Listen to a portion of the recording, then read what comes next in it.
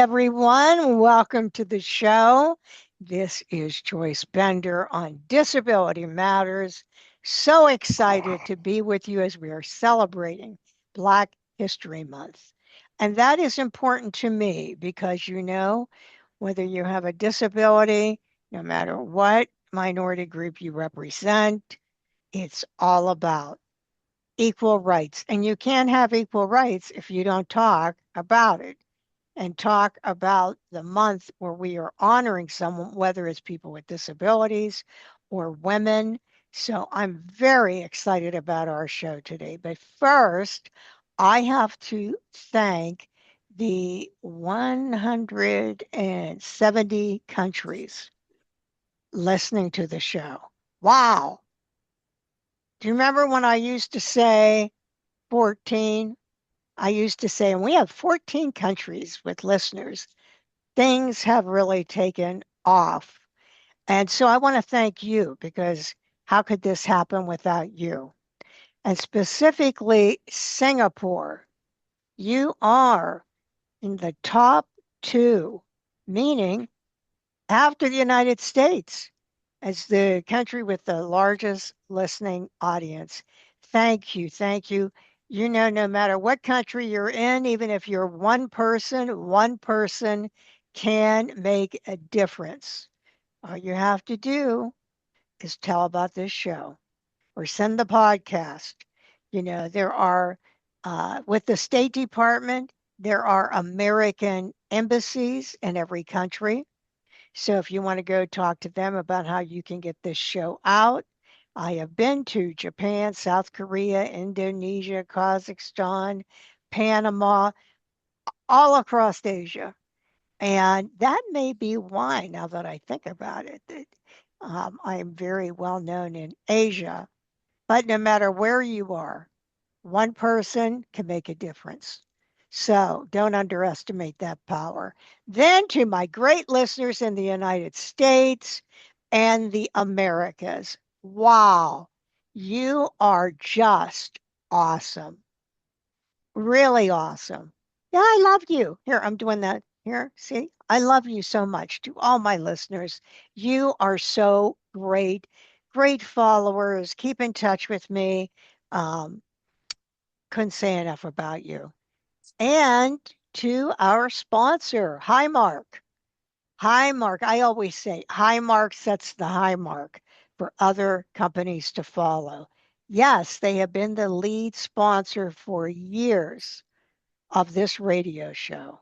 So I just admire them so much. And hey, Yoshiko Dart, I will not forget you.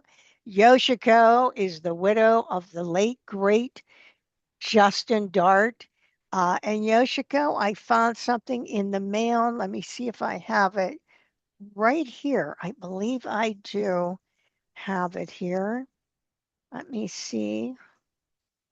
Well, before I spend all this time and then don't find it, I'm going to tell you all what it is. It's a picture of Justin, and Yoshiko wrote on the back of it. Yoshiko, that was like 3 years ago, maybe.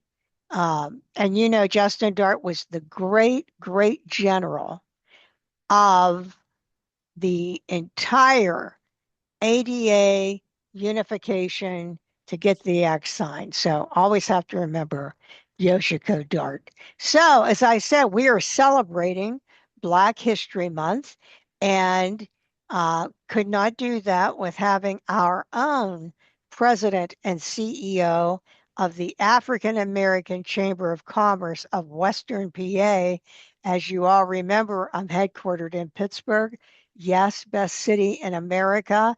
And in addition to that, you all know I live with epilepsy, but I am just so honored to be a member of the chamber.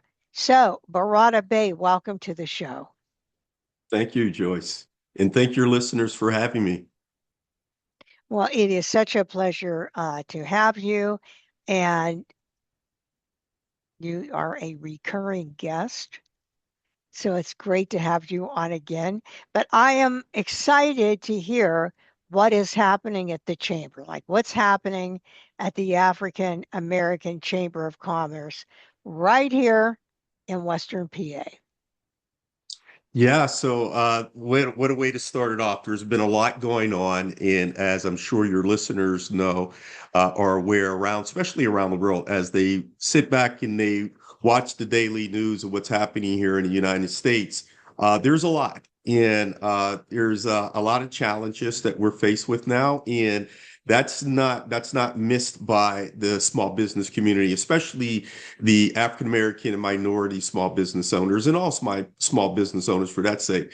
So some of the things that the chamber, some of the changes that we went through, we have become more efficient. And when I say that, I'm talking about deploying technology. So we've become AI based in a lot of our platforms. So our website now has some elements of AI that communicates with our back systems. So with our CRM systems, tracking membership, tracking a database, a lot of that's done by AI now, making us a little more cost efficient, a little more modern.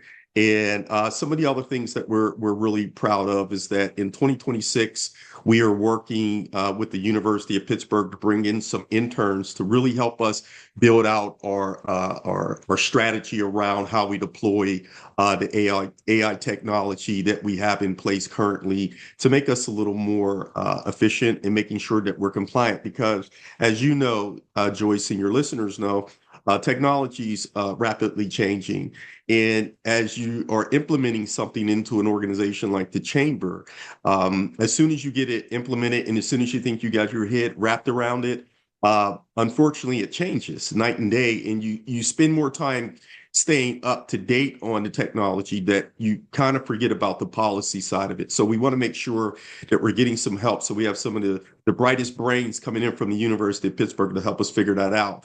I'm also working with Carnegie Mellon University to roll out some additional AI platforms that some thoughts that I have in my head that they're going to help me extract, and we're going to put some code to it and make it tangible, something that we're going to help. Hopefully, it helps the members. It helps our corporates when they're trying to source opportunities for members that are a good fit for an organization. Hopefully, this technology that we're going to be building will close that gap for us. So we're pretty excited about that. And then additionally, one of the other things that we're really proud about is that we've been working on this all of 2025, and we were proud to say that in November of 2025, we rolled out our first very cohort. It's we call it basically the cohort is a 3-year program. It consists of 12 businesses, very diverse in their industries, varying sizes, but the program is a 3-year program, and it's designed to really help small businesses scale, really creating job opportunities for those living in their communities where they're based. And we also done the work with the bookings and Gallup organizations to really help us get into the research and the data. And we found that by doing this cohort and helping small businesses create jobs, it could have a 35% increase to their revenue per position. So we're really excited about this cohort. It's been going strong, and the support has come from the Heinz Foundation. They've really gotten behind us and provided the funding to really make this happen. And you also mentioned, Joyce, in the beginning, you want to thank Highmark for sponsoring the show. Highmark is also a phenomenal supporter and sponsor of the African American Chamber as well. So I'd like to give them a shout out and thank them for their continued support. Yeah, I know they are. And I know the prior CEO, Doris Carson Williams, was on their board until very recently. But I know the chamber has a long-standing relationship with Highmark, which is so great. You know, that program you were just talking about with those core cohorts. So you're going to be bringing in these interns from Pitt, and who is going to be managing them? Yeah, so this it's be a great program. So there's going to be not only are they going to help us kind of build out some programming around our social media and our AI that we currently have in place, but there's going to be a component of mentorship. So I will take on a mentorship, making sure Mm, that we help them understanding what it takes to be a professional. But again, with the day-to-day operations, it'll be a joint effort between Sean Hicks, who's Chief Operating Officer, and me as well. So between the two of us, we're going to make sure that that these students have not just coming in and providing us with resources that we need, but hopefully that they get a lot out of it as well. yeah, that's wonderful. Wow, what a great opportunity. Both ways. What a great opportunity. So, Barada, are you from Western Pennsylvania? And where did you go to school? Yes, I am originally a product of Western Pennsylvania. I was born in Sewickley, and then I ended up graduating from Wilkinsburg High School back in '86. And so that's my story. So I have a lot of roots and a lot of connection to this region. Oh, that's great. And then you obviously came back here. Yeah, my path has been an interesting one. I've often been tapped into to help people who are trying to figure out how to reinvent themselves. I've done that multiple times without really realizing what I was doing, but I've served in several different industries. After my stint for 5.5 years in the military, serving in the Army, I got out, I came back, and I enrolled at Penn State. But while I was in school, I had several jobs. I sold industrialized water purification systems. I did that for a little while. I worked in the medical field. I then landed with Passivant Memorial Homes, uh, hitting up their residential program for individuals with disabilities. I ran two of their adult training facilities. I did that for a little stint, and then I found myself into higher ed, working for community college. I worked for CCAC, College of Allegheny County, as an accountant. And then I found my way into the student finance office. And then I worked for proprietary education, opening up student finance offices and business offices for them for a while before I landed into banking. I was in banking for about, wow, probably about almost 9 years, 11 years, close to. And then the last 2 years prior to coming to the chamber, I worked in the fintech space.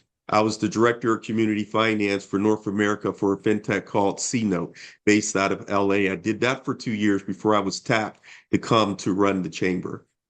Wow, what a great background you have. And I may say a diversified background so that that would give you great uh, experience now that you're working with all different small businesses working in different verticals. So that is really a great background that you have. I wanted to ask you two questions. First, how hard was it for you moving from banking and the other job you just talked about to working in this field? Yeah, I often think about that in the transitioning from the banking sector.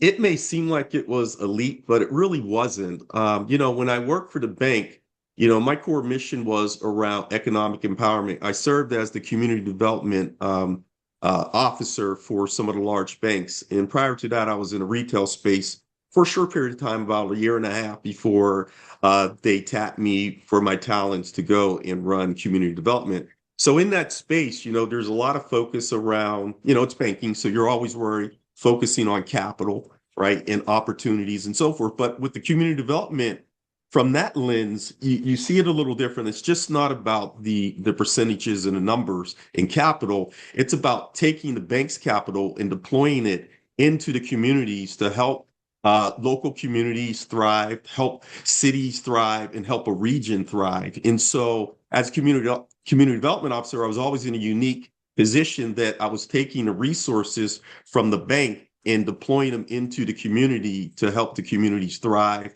helping small businesses, helping home ownership, and everything that had to do with community development. So I was always blessed to be in that. So making the transition and coming into running the chamber, ironically, when I was working as community development officer, I spent a lot of time in a space with micro lenders, community development, financial institutions, and working with chambers to help them and their members get opportunities to capital, opportunities for their other products and services that they may need if it was a line of credit, if it was a business credit card. So helping them with that. And now I find myself leading the chamber. It's a little different. Rather than just providing resources, I'm now the one sourcing those opportunities, closing the gaps, creating opportunity for our small businesses to get connected to corporates and vice versa, and coming with a community development lens. How does that ecosystem all work together, right, in unison?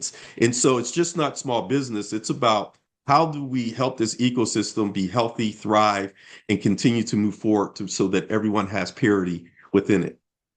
Yeah, really, a expertise in building entrepreneurs.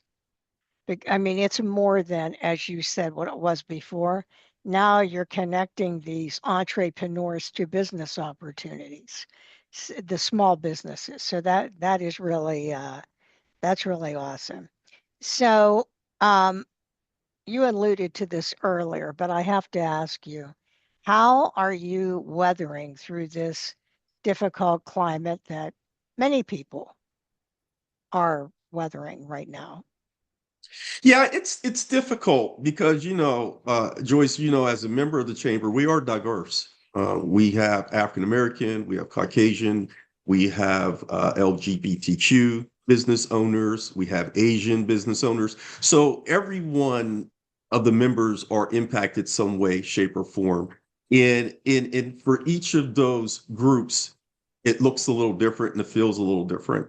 But being a head of this organization and representing all of them from advocacy, I spent a lot of time in Harrisburg, in DC, really being the voice, advocating for small businesses from on many fronts. They all have their unique challenges that this particular environment is creating for them. So it's a burden sometimes, to take that on in the sense that you're dealing with so many different individuals that are experiencing this differently, and to absorb that and then try to help everyone, it's a lot. Hmm. It's a lot. It's a burden that I welcome.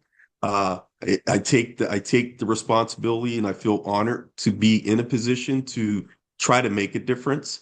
And so I spend a lot of my time, when I'm at home by myself, I have to watch the news because I have to be up on what's happening, how things are changing, and then decipher that to interpret that on how it's going to impact our small business community. And then thinking about that, how can I come up with solutions in programming that's going to help mitigate some of these challenges that our business owners and members are dealing with, and then sourcing the right partners to help us navigate through these difficult times. And so it's a lot, but when I'm away from those moments where I'm alone and you're alone with your thoughts, when I go out to the office and I'm working with partners and I'm in the community and I'm talking to our members, I feel energized and I feel so excited about doing this work, even though sometimes elements of the work is I wish that I didn't have to focus on. I wish that things were different, but the reality is it is what it is.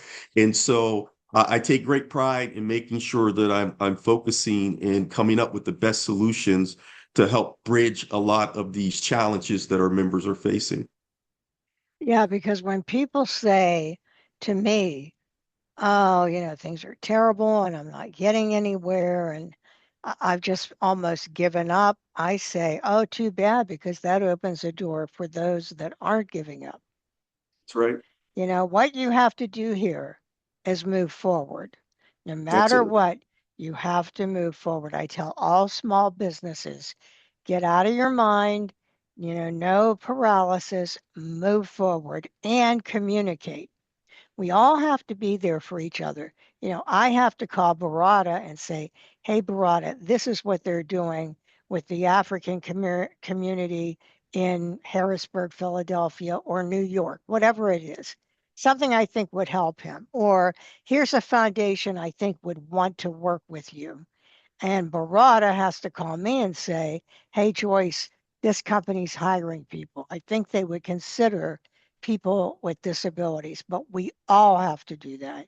Right. We all have to communicate. I'm very blessed because we are moving forward uh, and finding jobs for people. I'm very thankful for that. But I am following my own advice, which is keep Sure. moving and keep communicating. This is a time I tell people all silos down. None of this, I can't help them because then I'm going to miss out on money from here and none of that. Silos down. That's the way we have to be right now. Um, and I know you are. And when I looked at this, your mission and vision. I saw that Business Institute. Is that what you were referring to earlier, or is that something different?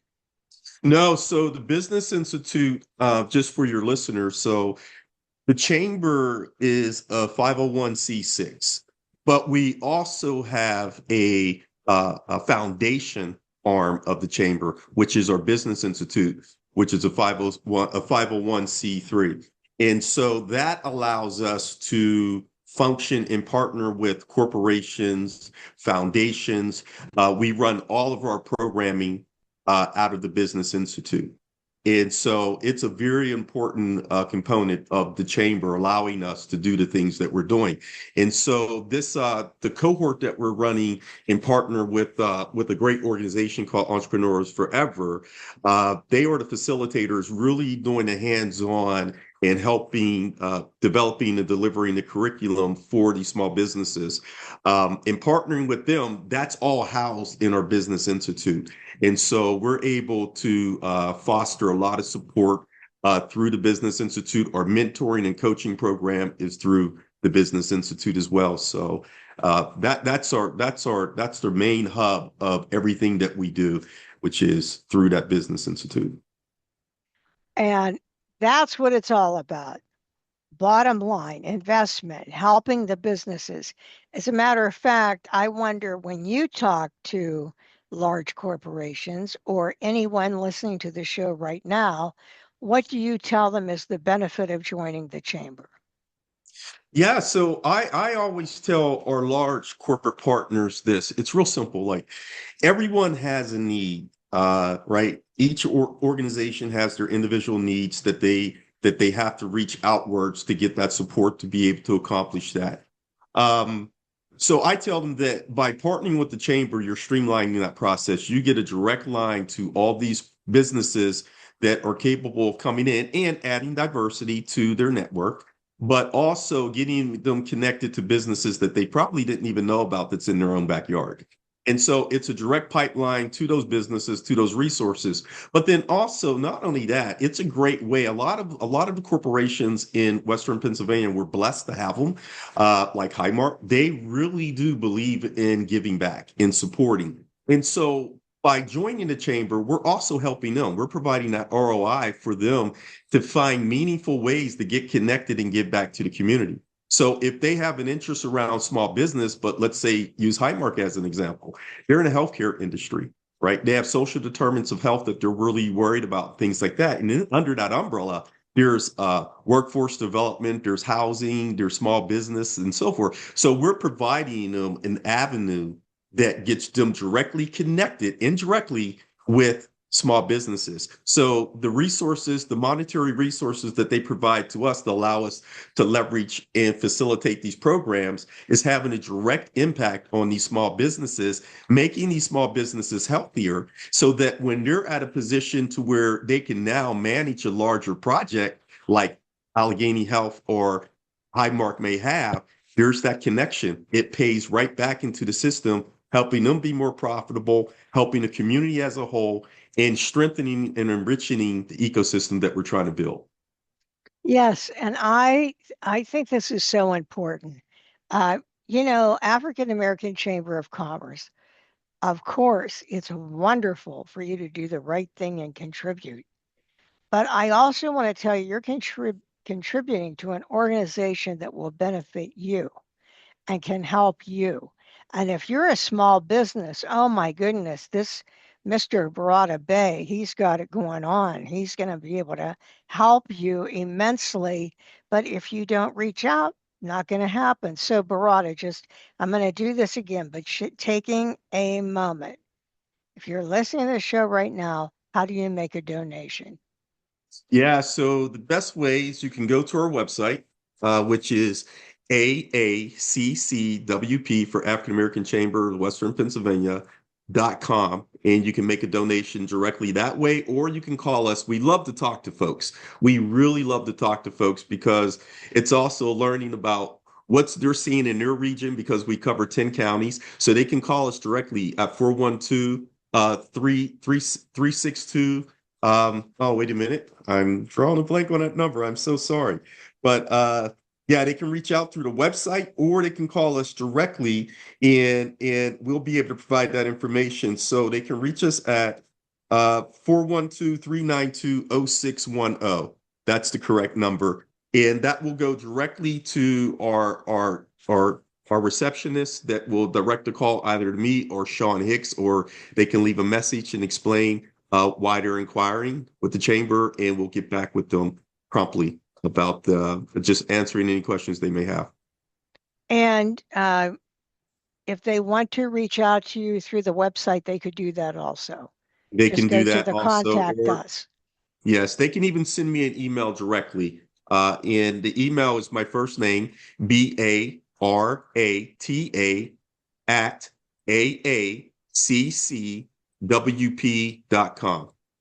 You got it. One more time. Let's hear that website and your email one more time. The website is AACCWP.com. And my email is BARATA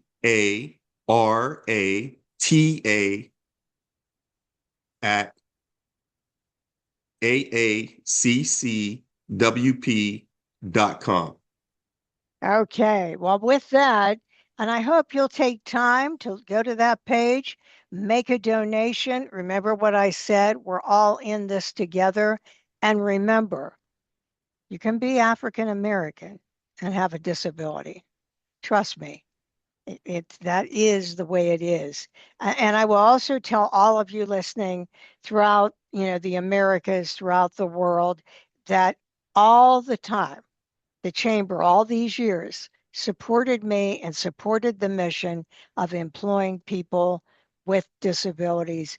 And Barada's the same way. So I just want everyone to know that. And right now, we're going to go to break and then we'll be back. This is Joyce Bender, America's Voice, where disability matters at voiceamerica.com. Don't go away. We'll be right back with Barata Bay. Hey, everyone. Welcome to the show. We're having a great show today with Barata Bey, the CEO and president of the African American Chamber of Commerce of Western PA. And he is just the most wonderful person. He really is. We're so lucky to have him right here in Pittsburgh. But as you know, it's time for our news break. And we have our news anchor, Ms. Jennifer Mathis. Mathis on the mic. Jennifer Mathis, what news do you have for us today? So I wanted to give an update to folks about something that we talked about last week on the news. Last week, I had mentioned that there was a new version of the lawsuit that Texas and what was originally 16 other states had filed challenging the regulation that HHS, the Federal Department of Health and Human Services, had issued toward the end of the last administration in 2024 under what's called Section 504 of the Rehabilitation Act, which is a law that prohibits discrimination against people with disabilities. This piece of it is uh, prohibiting discrimination in by entities or programs and activities that get federal funding from HHS. So the originally the lawsuit had challenged all of 504 and had said that the whole law is unconstitutional, and should be struck down, and that the regulation that HHS did was unlawful and should be struck down. And since that time, there has been a lot of negotiating that has happened, and HHS had recently done a rule that slightly, well, it made certain changes to their rule, its proposed changes, and that has led half of the states to drop out of this lawsuit. But on January 23rd, Texas and 8 other states had filed what's called an amended complaint, a new version of the lawsuit that is still asking for a court to strike down the whole rule. But this time, the lawsuit is entirely focused on what's called the integration mandate, the requirement that um, covered entities under this rule administer their services to people with disabilities in the most integrated setting appropriate. And Texas is saying that that's unlawful. The Supreme Court, of course, had decided the Olmstead case in 1999, which actually really gave life to the integration mandate. But Texas has a very narrow interpretation of it.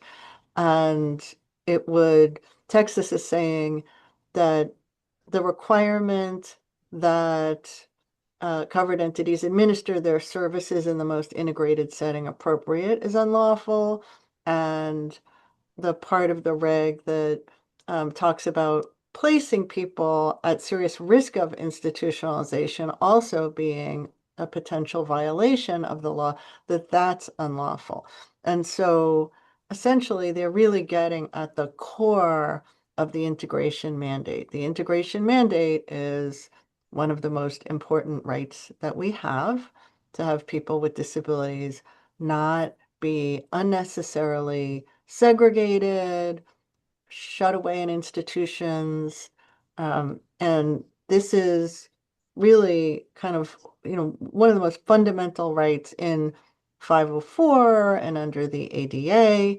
And so I think when we talked last week, I had talked about this and I said there's a statement coming and take a look out for it. So I wanted to just provide an update that statement is now, you can find it on a lot of websites, but you can find it on the Bazelon Center's website. That is my organization.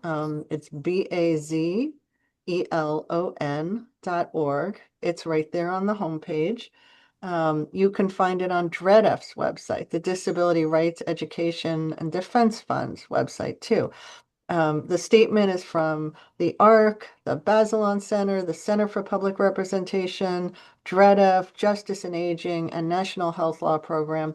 And it lays out what's happening, and it directs you to DREDF's website has a page about how to contact your governor or your attorney general if you're in one of those states that is challenging this rule and challenging the integration mandate.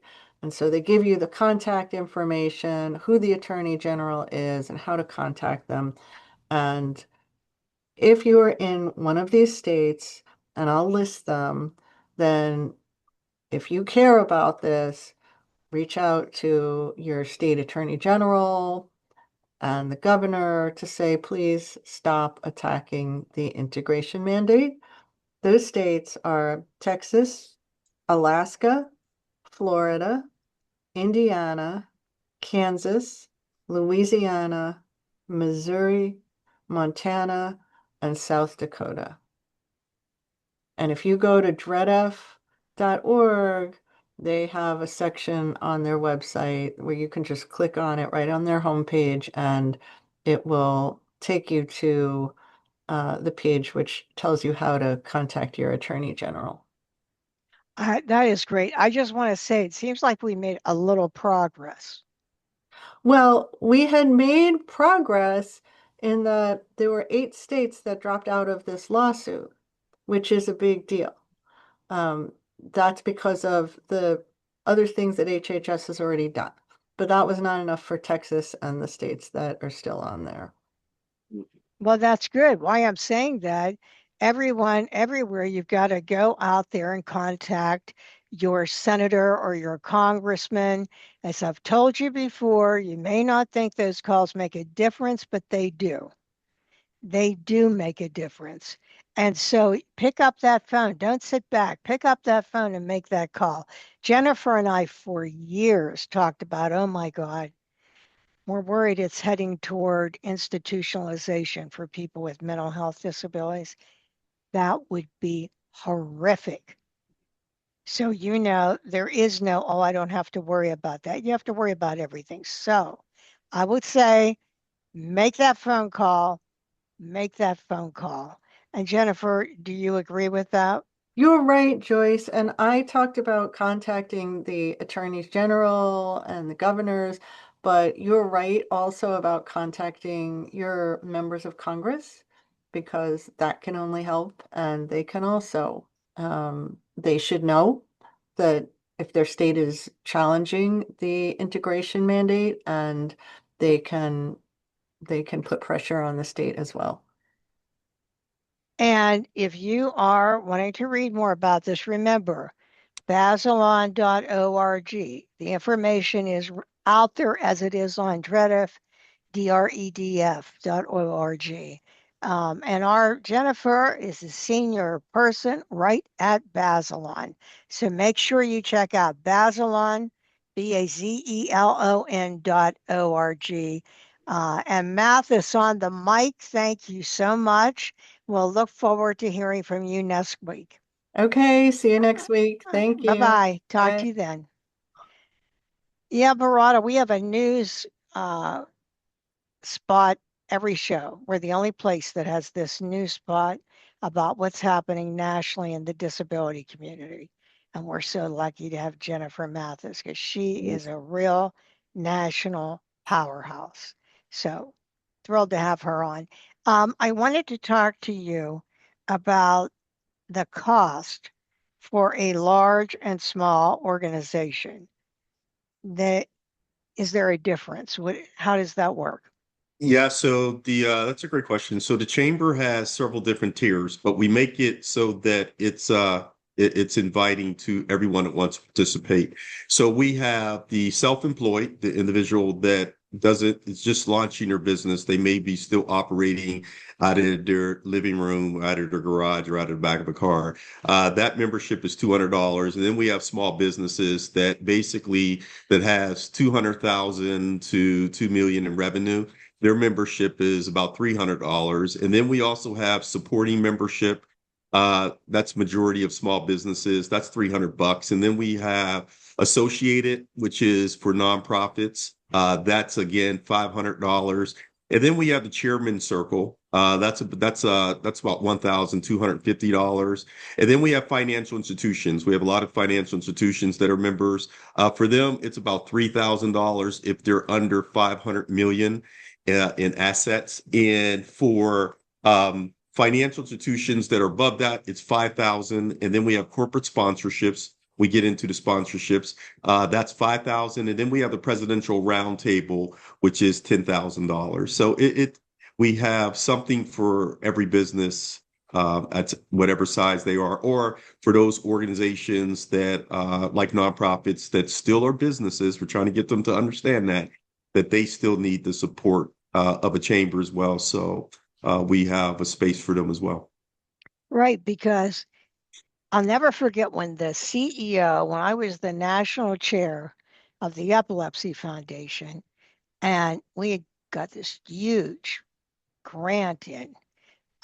It was like $9 million.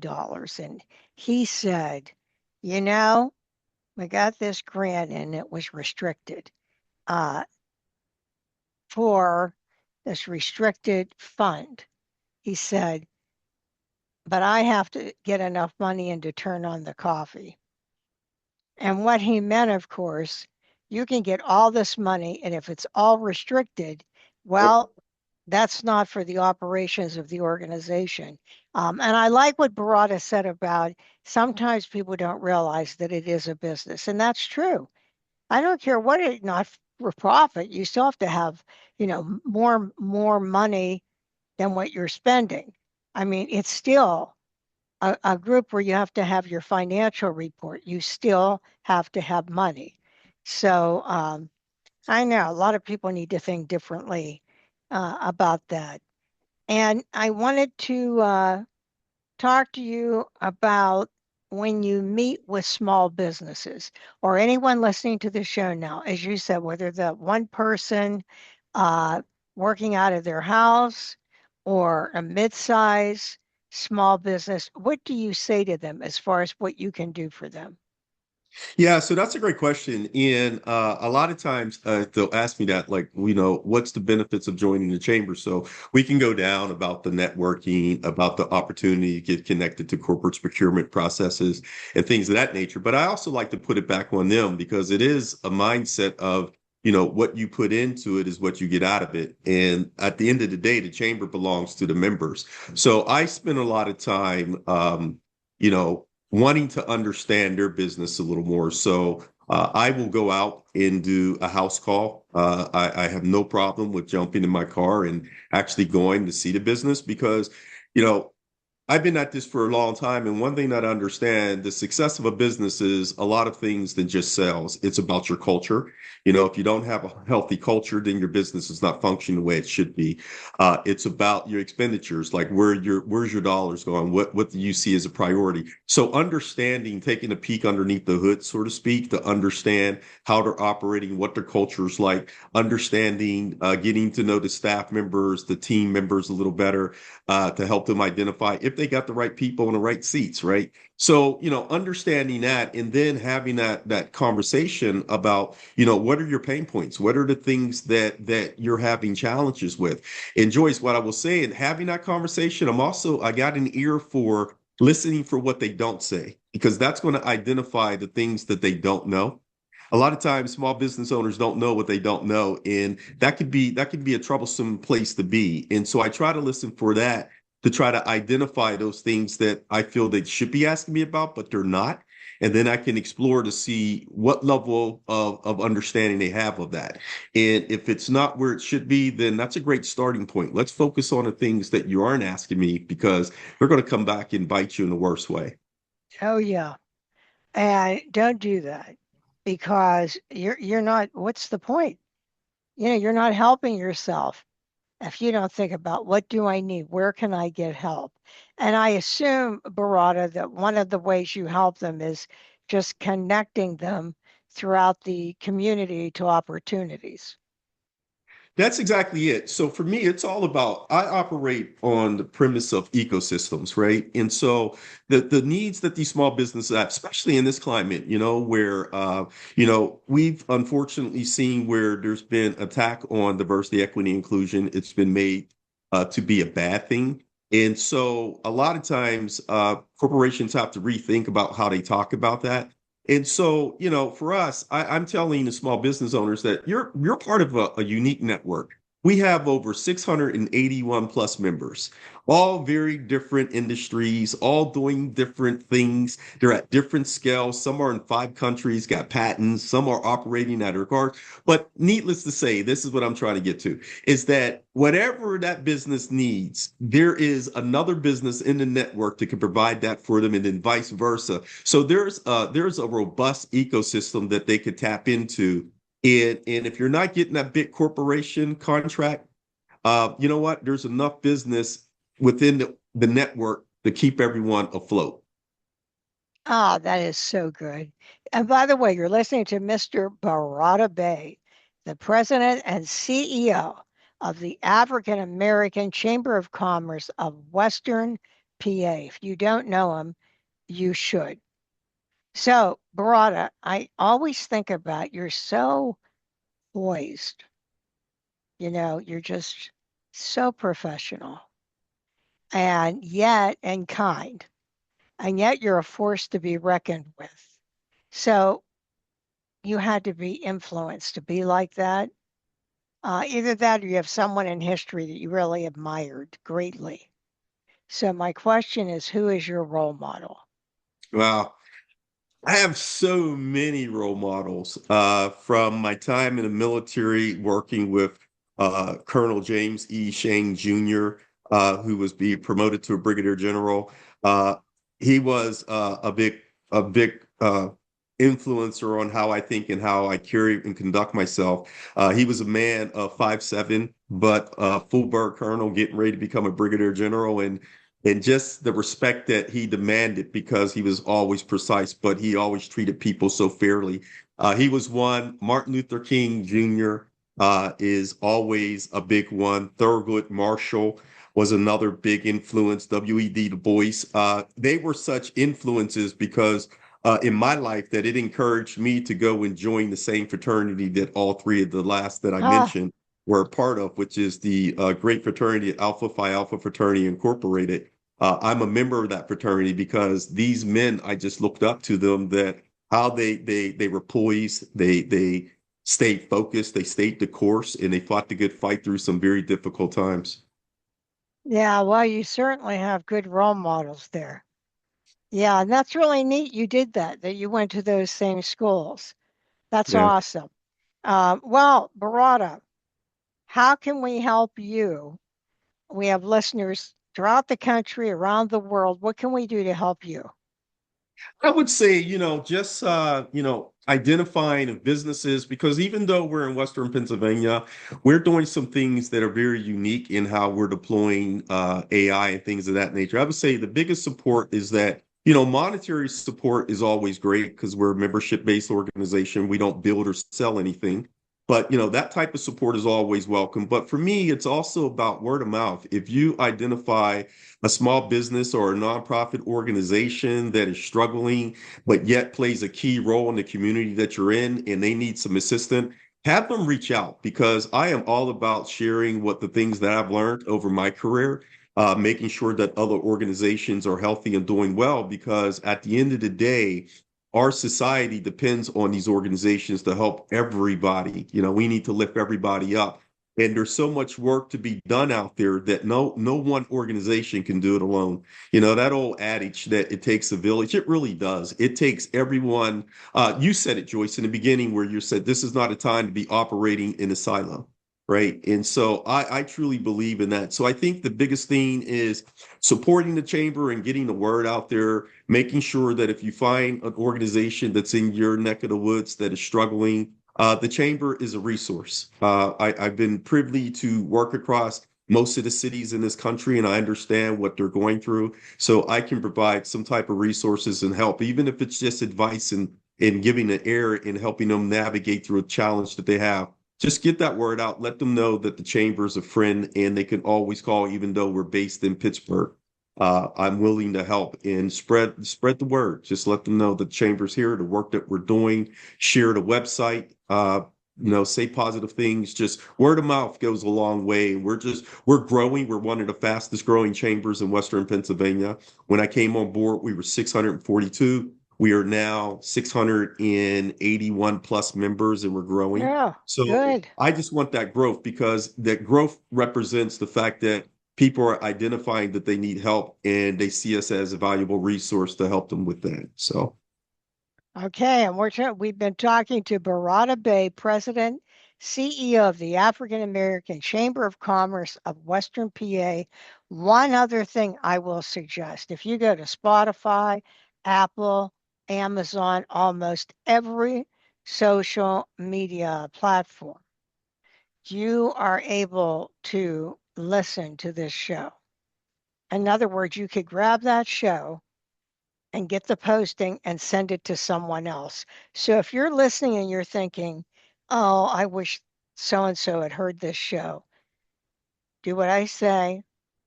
Go to one of those social media platforms, such as Amazon, Apple, voiceamerica.com, and Spotify. But also, of course, go to YouTube, which is where the show is housed. And that way you'll see this wonderfully handsome leader of the African American Chamber of Commerce. Well, Barãta, thank you again. We are with you. We're behind you.